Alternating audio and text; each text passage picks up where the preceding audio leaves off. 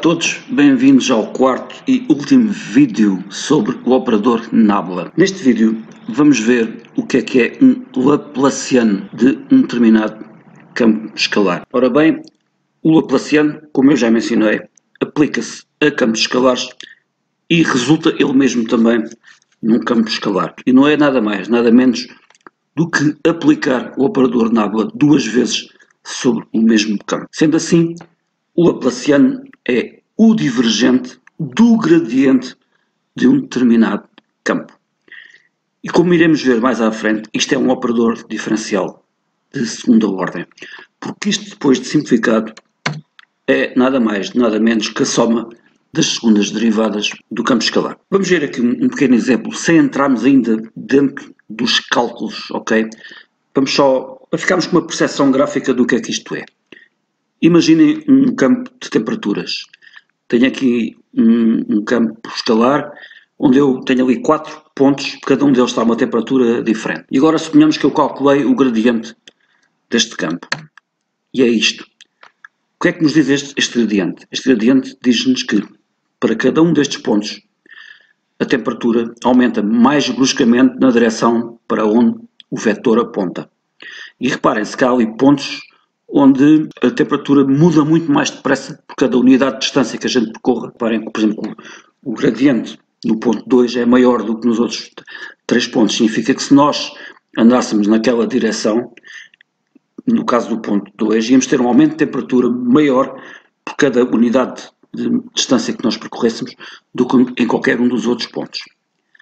E agora suponhamos ainda que eu tornava a aplicar o nábula sobre isto e a calcular, portanto, o divergente deste gradiente.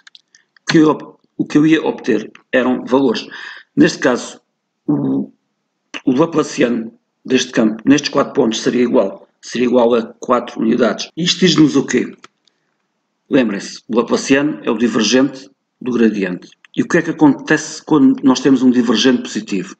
Significa que estamos perante uma situação de fonte do campo. É como se estivesse ali a aumentar o campo vetorial. Isso significa que este gradiente não é constante.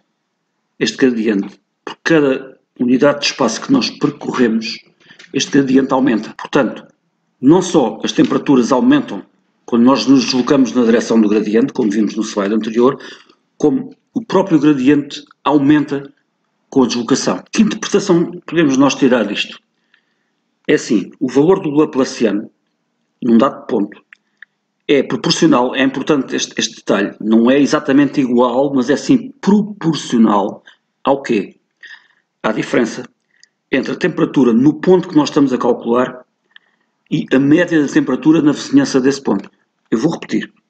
Imaginem que nós temos um cubo infinitesimal e centrávamos um ponto nesse cubo, no meio do cubo. Se nós calculássemos a diferença entre a média da temperatura à volta desse ponto e a temperatura exata no ponto, o Laplaciano nesse ponto iria ser proporcional à diferença entre estes dois valores.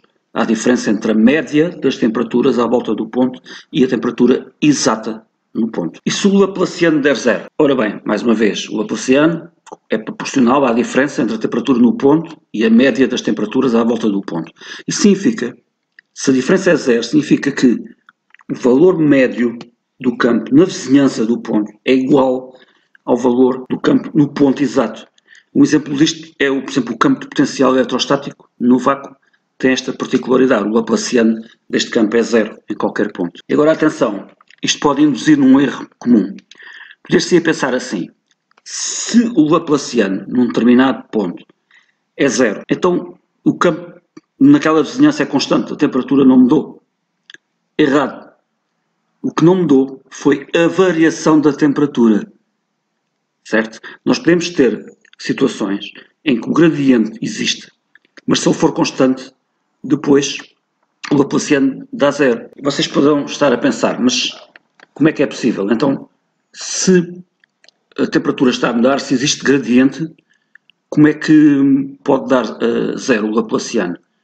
Se a temperatura está a variar, a média à volta do ponto não pode ser a mesma temperatura do ponto.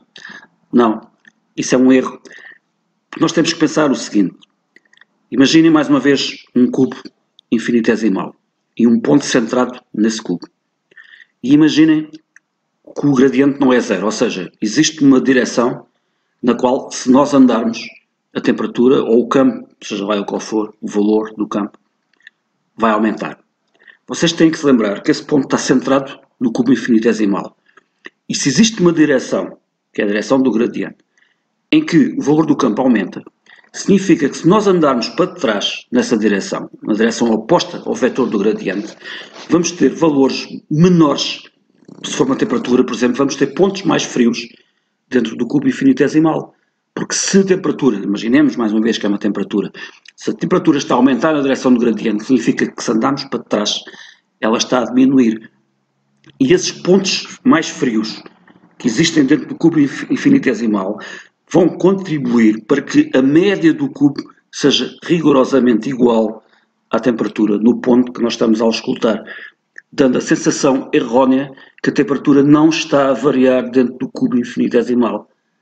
Perceberam a diferença? O campo só seria constante se o gradiente fosse zero. Se o gradiente fosse zero, aí sim significaria que não haveria variação do campo. Laplaciano igual a zero significa que não existe variação nas variações. É diferente. Vamos agora resolver aqui um caso concreto. Imaginemos que temos um campo escalar de temperaturas, T, e que ele é dado por esta equação, T de xy igual a xy mais x ao cubo mais y ao cubo, em graus centígrados. E nós queremos calcular o Laplaciano deste campo no ponto 3,3. Então a primeira coisa que temos que fazer é calcular o gradiente do campo. Vamos aplicar o nabla a este campo escalar e isto vai gerar um campo vetorial, que é o gradiente desse campo. E agora, para calcularmos o Laplaciano, temos que aplicar novamente o nabla a este campo vetorial, ou seja, calcular a sua divergência, é tornar a derivar. Desta vez somam-se as derivadas, em vez de as colocar em vetores ortogonais, porque o divergente é um escalar, e chegamos à conclusão que o Laplaciano deste campo é 6x mais 6y, ou seja, estamos perante um caso em que o divergente do campo varia conforme a posição do ponto no campo. No ponto x igual a 3, y igual a 3, é só substituir valores nesta formulazinha. Calculamos, portanto, o Laplaciano em 3 e dá 36 graus centígrados por metro quadrado. Temos, portanto, divergência do gradiente. Espero que com este vídeo vocês tenham conseguido tirar eventuais dúvidas que tinham sobre esta composição do operador nabla consigo mesma. Existem muitas outras variantes da composição do operador consigo próprio e muitas delas têm aplicação em física. No entanto, o Laplaciano é das mais importantes e foi por isso que eu fiz o vídeo. Fiquem atentos, até à próxima.